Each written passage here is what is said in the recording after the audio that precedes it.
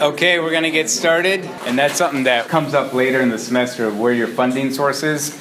And one interesting thing, not just with Illinois, but with Detroit in particular. So Detroit went bankrupt, more or less. And instead of raising taxes, philanthropists filled the gap. Philanthropists donated money to the city government of Detroit to make up for some of their budget losses or budget deficits. So philanthropy and nonprofits oftentimes rely on the government for contracts and stuff. But if you're a nonprofit, you rely solely on the government, that could be detrimental. But then also, this is the first time ever that philanthropists came in and gave money to the city in Detroit. And other cities were looking at it saying, is that really a good model? Is that a healthy way to build a community?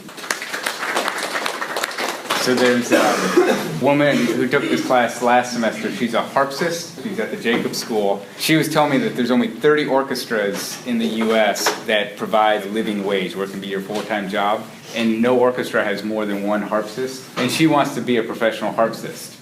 So she has 30 spots. Now, if you're a harpsist in an orchestra, you don't retire or quit, typically.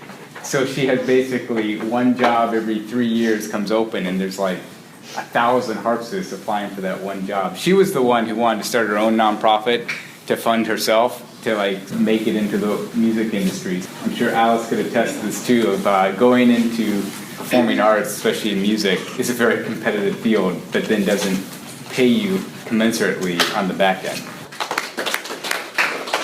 And that would be an example of another like third sector example where why does the nonprofit sector exist? And so the government isn't going out of their way to protect chimpanzees or experiments on animals. In the private sector, there's no money in protecting animals. And so you need a third sector, the nonprofit sector, people who are advocates for animal rights, going in and setting up shop and doing the fundraising and doing the education and awareness to address this issue. And so maybe you don't care about animal rights, but then there's a certain segment of the population that has said, hey, listen, we need to care about the animals. And so their vehicle for doing that is by starting up a nonprofit, raising money, and doing all the things that nonprofits do, and this would be like an advocacy type organization. We're going to talk about this and your community analysis. What I'm curious to know is, just for you guys, as you were putting together your mission, vision, and values, what was your experience of the process? Was it helpful? Was it like frustrating? And by the way, most of you, I was very impressed with the mission statements. As I said in the email, it's a working document, and so by the end of the semester, it's going to be like super crystallized. Most classes started way, way, way back here, like with these long, rambling, paragraph-long mission statements, but most of you started at a really solid place. There's still room for improvement, but I was impressed with the punchiness of your mission statements. A lot of times I would read the mission statement, and I'd be like, it was just sort of mind-numbing in some ways. So yours were in this good sweet spot of like with the next iteration or two, you'll have a solid mission statement. But what was the experience just in your teams coming up with your mission, vision, and values? Yeah. Like less in the team, but like I think going over like how to make a good mission statement and like taking out all of like the extra words before we really delved into making our mission statement like in the class before. Oh, okay. Really helped us, in my group at least, to prevent like from adding a bunch of words and like kept it really concise and like broad. In that sense, like that class before really helped us. So you were able to look at your own mission statement and see some of those extraneous words and be like, yeah, we don't need that one. Or, yeah. It's definitely kind of tough at first because I mean you want to describe like what your organization is all about, and you only have each section to do that. You still want it to like be presentable and have good flow.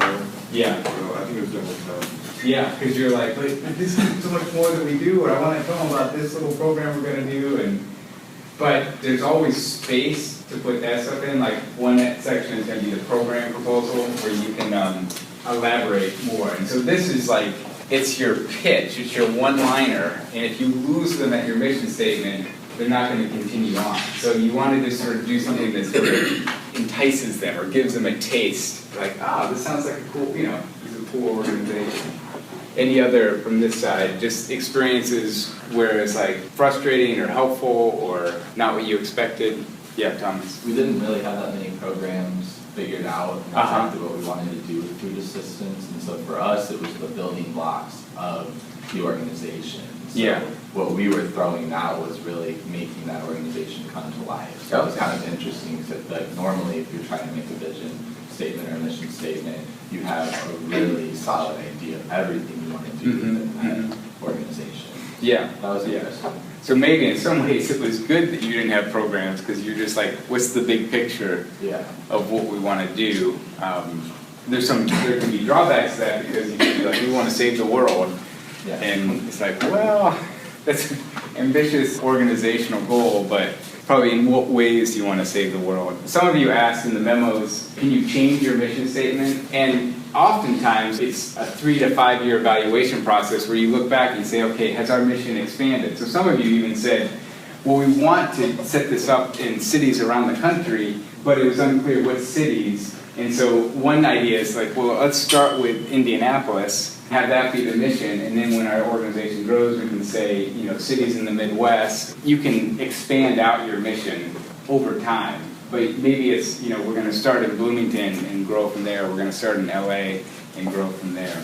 We're going to transition to talking about the elevator pitches, and I realize that some of you might not know what elevator pitches are. So elevator pitch, the origins of it is, say you're a young professional, you're at a conference or some meeting, and you step in the elevator, and there's another person in the elevator, and the person turns to you and says, well, what do? You basically have about 1 minute before you get to your floor to explain to that person what you do, or what product you're selling, or what organization you work for. You don't have a lot of time to go into great detail, you just have 1 minute to give a pitch, your best pitch of what you do. And oftentimes, doesn't happen always in an elevator, but like that can be the difference between someone saying, hey, let me give you my business card, I'd like to hear more about that, or a complete conversation stopper. And so not just with your nonprofit, but with your life mission, what are you about? It's very valuable to have your elevator pitch, because it happens. You're at a party, you're at some event, it's inevitably going to happen. You're at home for Thanksgiving and your parents ask, what are you going to do when you graduate? It'd be nice to give them a 1 minute pitch for what you're going to do versus like, well, I don't know. Or, go off into this long 30-minute rambling and their eyes glaze over and you're kind of like, maybe I should try a different way. So anyways, these pitches are an opportunity for you to practice this exercise of how do you condense everything that your organization is about down into 1 minute. The way we'll do it is we're just going to bring each team member up. So we'll start with team 1 and then go through to team 7. So who's doing it for team 1? Cameron. You get basically 1 minute. All right, Expand the Brand basically is a nonprofit organization that aims to provide marketing services to up-and-coming artists. With the connections that we have made, we will allow them to reach a higher platform in music. And we not only focus on marketing and promotions, but we allocate much of our time to artist development. And some of our artist development services include supervising and monitoring our artists' social media sites in order to ensure that they are reaching the full potential to be engaged with their audience. We are very devoted to our artists, so we find new and innovative ways to cater to them and provide these marketing services. And we've created a new model that generates higher publicity for our artists and also gives us the opportunity to grow and produce in order to be of need and of service to these artists. We are here to help these artists get over a financial barrier in their career. Cool.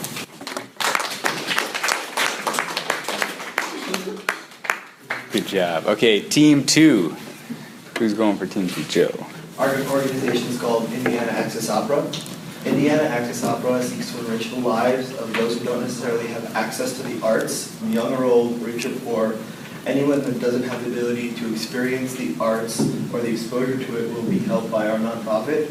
We go into classrooms or community centers where the arts are not taught or emphasized, and we put on a showcase for them of various types of performing arts such as opera, theater, or drama. Along with the performances, we also have an educational component of the presentation explaining exactly what the performer is doing or how his or her singular performance fits into a larger group. The end game being that whoever we perform for now has an exposure to the arts and will continue on in their life valuing it and or becoming involved, whereas they may not have done so before. Cool. Team 3, Thomas. Hello, I'm I'm Thomas. I'm here to represent an organization called Food Life. Food Life's mission is to provide food assistance and nutrition education to those in need in the greater Detroit area. For too long, Detroit communities have suffered from high poverty rates, which have led to many of them becoming food insecure. Food deserts in and around the city prevent 1 in 5 children from not being able to access nutritious foods. And unfortunately, there are just far too many economic and social inequalities that have led to this high prevalence of food deserts in the Detroit area. But we believe that those communities have the power to better themselves by becoming healthier and more self-reliant with our guidance. And we are able to guide through programs and services that are education-based to promote personal growth and an overall understanding of sustainable food systems. And we are committed to ensuring that everyone that walks away from our organization has the confidence to work and make good decisions within that food system, because a healthy life is a successful life.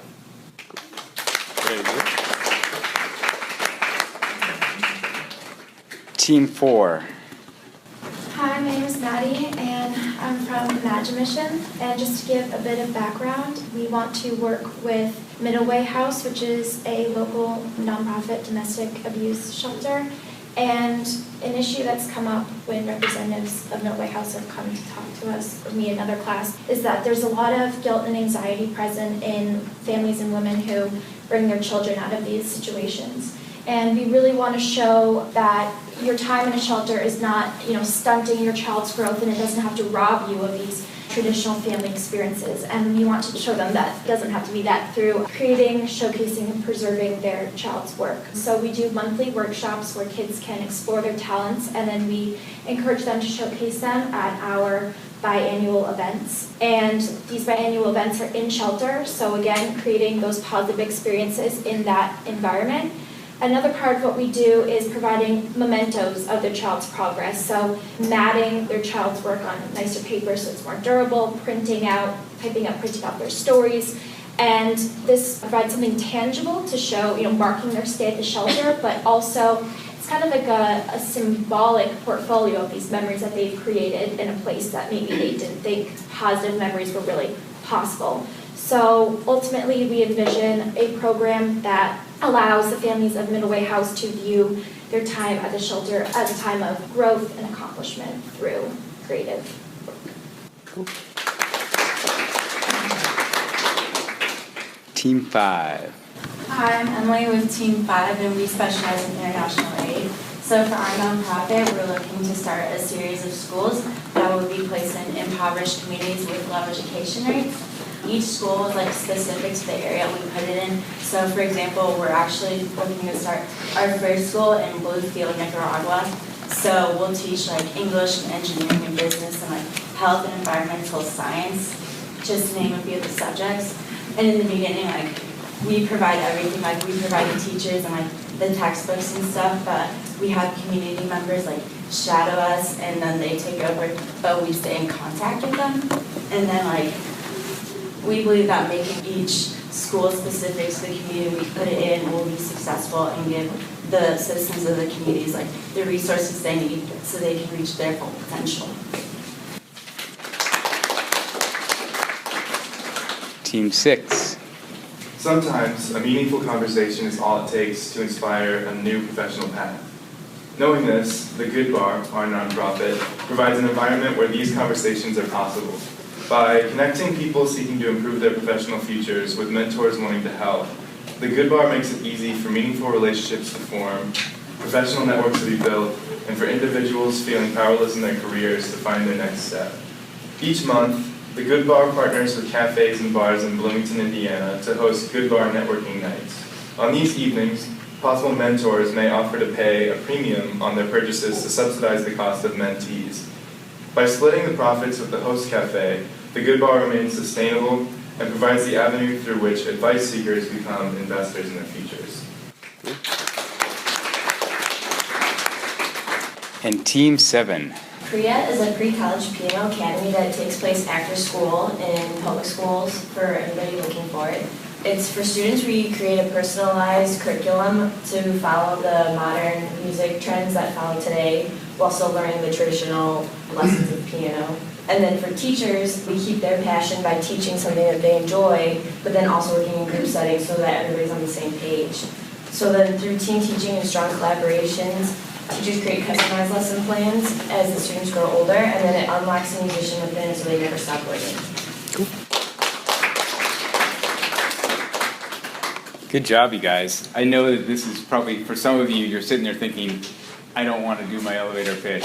But it is good because at some point in your life, you're going to have to speak in front of people. And it's better to learn to do the fear stuff here with a more friendly audience. So one of the things that I think about with the elevator pitches, but more so with this whole idea of mission and vision, probably one of the best examples that I've seen in regards to communicating vision goes back to Martin Luther King Jr.'s I Have a Dream speech. But there's a backstory to that speech that I don't know if many of you know about it. But basically, he's giving the speech in D.C., and there's over 1 million people there. I mean, the speech was a fairly long speech, and it wasn't until about 18, 20 minutes into the speech that he gave the I Have a Dream section of the speech. And actually, if you watch the speech, it's kind of dry, the first 18 minutes of it. I mean, it's good stuff. It's all like, we're going to do this, and this, and this, and this is what we're demanding or wanting. But it's flat. What's not known, and this came out after the speech had become famous, is that there's a woman who was right near Martin Luther King Jr. when he was giving the speech, and she was sensing like, man, we got 1 million people here, and we have so much potential, but it's missing something. It's missing the passion. And she yelled up to Martin Luther King Jr. and she said, tell him about the dream, Martin. Tell him about the dream. And you'll see, and I'm going to show you the clip. I'm just going to show you the portion of this, that for the first 18 minutes of the speech, we're not going to watch all 18 minutes, but you'll see that he's reading from a script. And then you'll see, at a certain point, he switches. And he stops looking at the script. And he starts speaking from his heart. And it's the point where he starts talking about the dream. And you'll see, when he switches, he never looks back down at his script. And he just starts speaking from his heart. And that, to me, captures in a very powerful way when we talk about vision.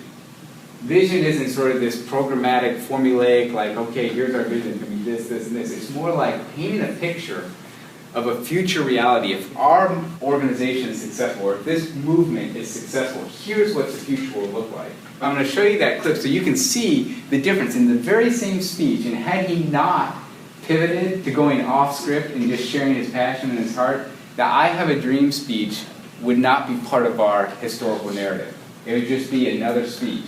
And so I'm going to show that to just give you a sense of how that actually can be played out and even see visually the differences. So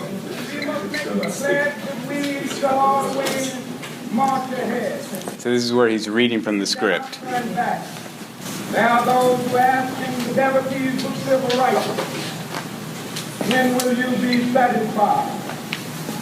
We can never be satisfied as long as the Negro is the victim of the unspeakable horrors of police brutality. We can never be satisfied. So even though we face the difficulties of today and tomorrow, I still have a dream. It is a dream deeply rooted in the American dream. I have a dream that one day this nation will rise up, live out the true meaning of its creed. We hold these truths to be self-evident that all men are created equal.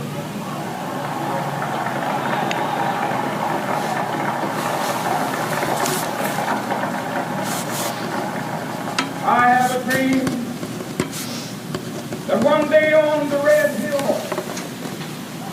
the sons of former slaves and the sons of former slave owners will they be able to sit down together at the table of brotherhood. I have a dream that my poor little children will one day live in a nation where they will not be judged by the color of their skin, but by the content of their character. I have a dream today. I have a dream that one day, down in Alabama,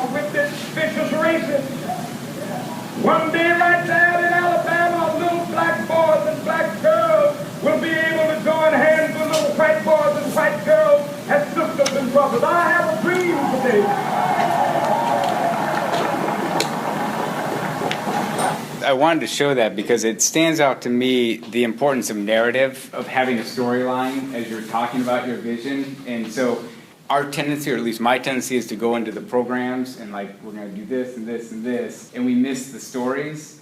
And so if you can capture what your organization does in a story or in a narrative, you'll be able to grab people in a much more powerful way than if you just sort of say, we do all these good things. And you probably do good things, but if you can have a narrative or a compelling storyline, that will be more powerful.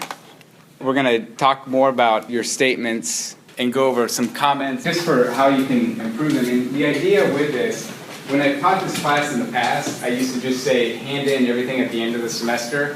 What would happen is you'd be going in a certain direction all semester and not get any feedback from me, and then you'd hand it in, you'd get your grade, and that's it. So this, the way that I'm doing it is you hand in sections along the way, and I'm going to give you tough feedback. I'm going to basically be your reviewer, and I'm not going to be friendly. It's going to be more like, here's how you can make it better. Here's how you can improve it. And so even your grades are more or less going to reflect it. You're going to be like, oh, I worked hard on this. And I'll say, well, but you could have worked harder. And I give you sort of steps that you can take to work harder. And then at the end of the semester, you'll basically be able to resubmit everything in a more polished, fine-tuned way, sort of incorporating the comments that I give and the comments that your classmates give. And what's interesting with these partnering up with other teams, some of you did things really well and did things less well, and then your partner team did things well that you didn't do well, and conversely didn't do well in areas that you did. So hopefully by looking at what other people did gives you more data points of what can this look like. So I'll forewarn you that my grading on the front end is tough, but if you incorporate the comments and suggestions, you can quickly earn a higher grade at the end of the semester. And even if you want to give me stuff ahead of time, before it's due, you can send it to me and say, hey, Professor Fulton, can you give me feedback on this? And I'd be more than happy to do that. But also handing it in the first time is that opportunity to get feedback. And you could also say, oh, well, if these grades aren't going to count, then we'll just blow it off. Well, then you'll be back in the situation where you hand it in at the end of the semester and you're at the mercy of, I hope I hit the mark. So, but some of the things I saw across the groups was the need to specify your geographic scope. And that's just important to know, because as I read it, I'm like, is this throughout the U.S.? Is this throughout the entire country? Or is it in the state? Or is it in a city? And it just helps, especially in your mission statement, to say the children of Detroit, or the elderly people in Bloomington, or the homeless population in Chicago. So just specify the people that you'll be serving, because if you just say people, then you're sort of embracing the entire population, and that might be virtuous, but you need some sort of focus, because like, who are you going to reach out to? So you need to specify the people and the geographic scope of your organization. And then your vision should match the scope of your mission. So if your vision is to provide instructional music to low-income children, and then your vision is so that we can end racism and inequality in the world, yeah, maybe your organization will contribute to that, but that vision doesn't really match the scope of your organization. So if you can say we can enhance the music, interests, and passions of the children of Chicago, that would be a vision that matches the scope of your mission or the scope of your organization. So don't oversell your vision of like, we're going to end world poverty or all these big virtuous things if your organization doesn't really fit within that. It's hard to get out of this mindset, but your vision is not what your organization does, but what the community will become. So your vision is, if our organization is successful, how will Bloomington be different? Or how will the Detroit school district be different? If you see yourself using a verb, like we're going to provide or create, that's more mission. Vision is like what will be. This is how Bloomington will be different if our organization is successful. This is what it will look like. And then for the value statement, again, these are challenging. Some of you just put values with no description of it. So let's say the value was innovation. Okay, well, you need to contextualize it to your organization. In what ways are you going to be innovative, or how is that related to your mission and to your organization? And the values, again, are tricky, but the best way I describe it is you have clients. Every organization has clients, people that you're serving. And so the values are, if a client has an encounter with your organization, what will they experience? from your organization? So would they experience compassion? Would they experience excellence? Would they experience professionalism?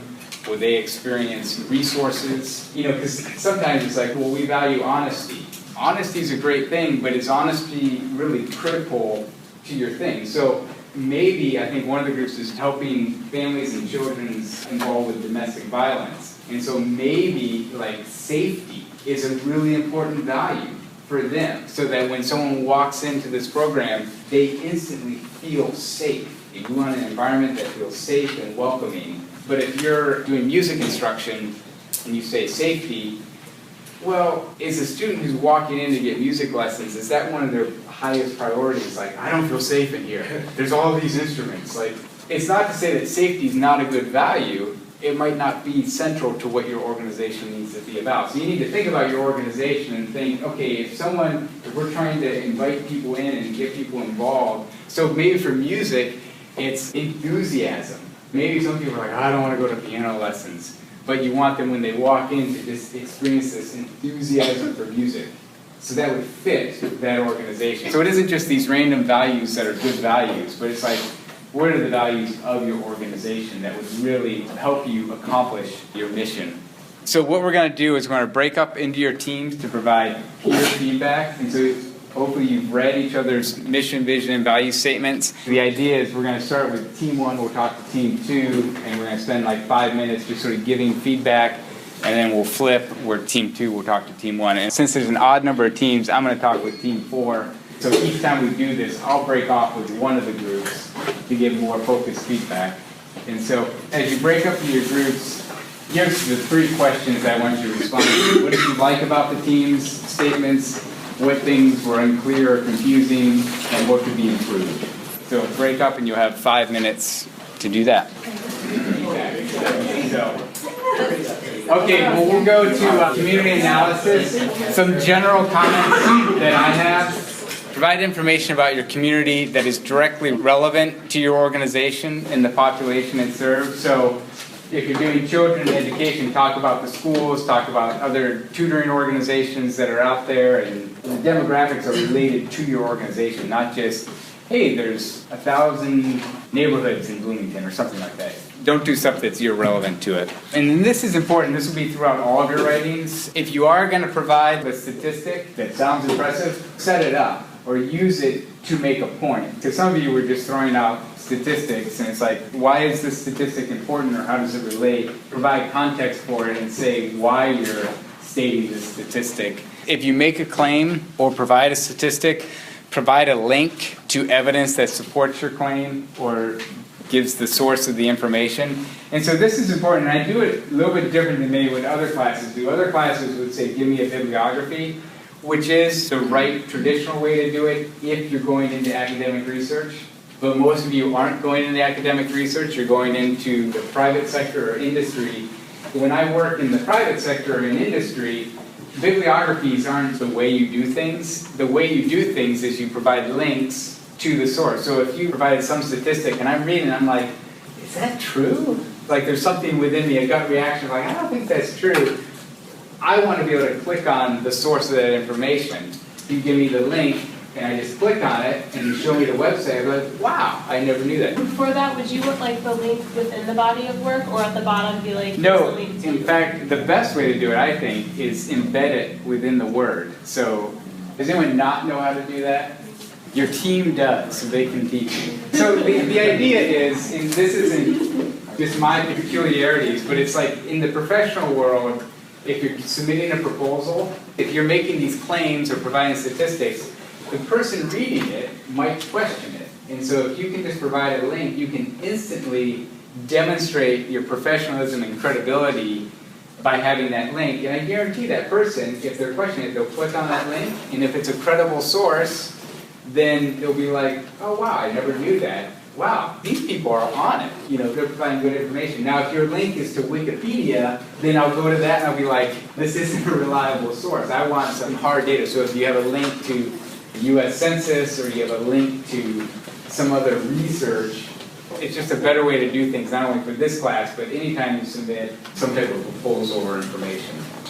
So we're not going to do the providing feedback to the groups because I want to have time for the board stuff because some of you had questions in the memos. In terms of board responsibilities, the three that came out that you guys had questions on, which I get because they're horrible terms like care, loyalty, and those are like those values that are like big pictures that don't mean much. So I'm going to try and break it down, but the duty of care represents the board members serving as the parents of the organization. Just think of the parents of a household. They're caring for the organization. They're not necessarily running it, the day-to-day, everything going on, but they're making sure that the organization is well-fed, has the resources, has the supports in place that are needed. And so part of that is the finances, the management, make sure that it's a smooth running operation. And if there are problems, the board, in a sense, the staff would go to the board and say, hey, this isn't working well, we have a problem. So when you think of duty of care, think of parents. And they're making sure that the organization is run well. In terms of duty of loyalty, as a board member, I need to be loyal to this organization because I'm in a position of serving this organization. I need to be putting the interests of the organization first. And so as Professor Gaisley talked about, like there was one board member who is the owner of a bank and the organization needed to get a loan. And so the board member has to sit there and think, okay, listen, I have competing interests here. Like I want my bank to be successful, but as a board member, my loyalty is first and foremost in this context to the organization. And so I need to separate myself out, wanting to benefit my business or whatever personal benefit you could have from it. So it's the idea of like my foremost primary loyalty is to this organization, not to my own personal interest. And so that's where this whole idea of conflict of interest comes up, and you'll write about this in your board proposal. Conflict of interest is not conflict on the board. Conflict of interest is a competing interest between a board member's personal interest and the interest of the organization. So there's a conflict of interest. And so there's different ways to address that. Sometimes the extreme case is the board member says, hey, I can't be a part of the board anymore. Like in the case study of the woman with the Fine Arts Museum of San Francisco, she was kicked out, but basically there's this conflict of interest because she was too intertwined in all the activities of the organization. But other things are just recusing yourself from a certain decision. So if someone's applying to a position that's a family member, you just say, I'm going to recuse myself from this interviewing process. It's because of this duty of loyalty that your primary loyalty is to the organization, to the success of the organization versus your personal interest. And then the last one is duty of obedience. And again, the best way to think about this is obeying the law. You're held responsible to make sure the organization obeys the law. So there's IRS laws, there's government regulations that the organization is bound to. So the board member needs to make sure that the organization obeys the law. And the second part of obedience is being faithful to the mission or charter. So oftentimes when a nonprofit is started up, it has a mission or it even has a charter that says, we're going to do this. And you need to hold the organization to being consistent with their mission. And sometimes that's challenging. Like you think of some private universities. So Brown University is a good example. In its charter, and I don't know exactly why, it's not allowed to have a business school. For whatever reason. So if you want to go get an MBA at Brown University, you can't because they don't have a business school. And so the Board of Trustees always wrestle with this of like, it would really help us in the marketplace of universities if we had a business school. Brown has a good brand identity, and if we had a business school, we could recruit a lot of people. But the original founders of the university said, no business school. And I think it's because of capitalism or something like that. And so the board members, in a sense, are bound to uphold the charter. Or if, in some radical way, they all collectively decide we need to change this charter, then they do that. But that's where obedience comes in. We talked about recruiting board members. That's one of the things you're going to have to write about. So with recruiting board members, there's two things. It's who to recruit and how to recruit them. And you're going to have to make a decision on this. So options are, friends of current board members. So you're on the board, well, who's going to be the next generation of board members? Well, let's look at our network of friends and bring our friends on board. Another option is wealthy people. Let's find the wealthiest people in the community because if I'm part of the Fort Worth Orchestra, we're under-resourced. It'd be very beneficial for us to have wealthy people on the board so that we can increase our revenue. Graduates of your program. So let's see if some of you do, let's say you're doing the Good Bar. it would be former mentees who'd be board members. They've gone through the program, and so they've experienced it firsthand. They could be a potential board member. Or program volunteers, like the mentors could be it, or like the people who are doing volunteering at the Middleway House could be a potential board member, people who are vested in the program. And then the second part is how to recruit or select them. And so there's 3 different ways to do this, and the default tendency is doing an open call. Let's just say whoever, who wants to be a board member? We're starting this organization, who wants to be a board member? What could be some potential drawbacks to having an open call? Yeah. You possibly get someone that doesn't really care about the organization, they're just kind of doing it kind of like a resume builder. Yeah, I want to be a board member. Like, you're asking me if I want, okay, sure, sign me up, without even knowing what the organization is doing or necessarily even caring about it. Like, the tendency is, well, let's just see who's interested, but then you would get a whole bunch of people, and then you're in this awkward space of like, well, we kind of wanted a certain type, and so thank you, but no thank you, and it's just awkward. So generally, the open call, I can't think of any time where that's a good strategy, because you have no control over who's going to respond to it. But because you made an open invitation, then you have to show them respect, you have to respond to them, explain to them. And a more preferred way is like this targeted invitation of simply saying, we want wealthy people, and so we've identified 5 people that we'd like to pursue in being a potential board member. And so you go to those 5 people and do a proposal or invite them to consider being a board member. Or if it's program volunteers or alumni. And then another one is nominations and elections. So that's, besides the open call, is as you have your annual meeting or whatever, saying we need to get a new set of board members, is there anyone that you'd like to nominate to be a board member? So it's within the organization, people are saying, hey, Emily has been a great servant in the organization, and she is actually an alumni of this program, so I nominate Emily to be a board member. And it's like, Emily, do you accept the nomination? And then eventually you have elections, the more organic, internal within. So as you guys are putting together your nonprofit board proposal, this is the last thing we're going to look at, is this just gives you a sense of, as you're thinking about your proposal, gives you a scheme for how to put together your proposal. But the types of people that you want on your board, how are you going to select and recruit them, and then what is your board member's responsibilities going to be, and for each of these, provide a justification. So the board for the Indiana Opera is going to have different composition for different reasons. It's going to have different responsibilities for reasons that would be different from like the Middleway House program. And so you need to say the reason why we want to have this type of board is because of this. And we don't have time for the case study, but if you have any questions about the board or even your other previous stuff, you can come and ask me.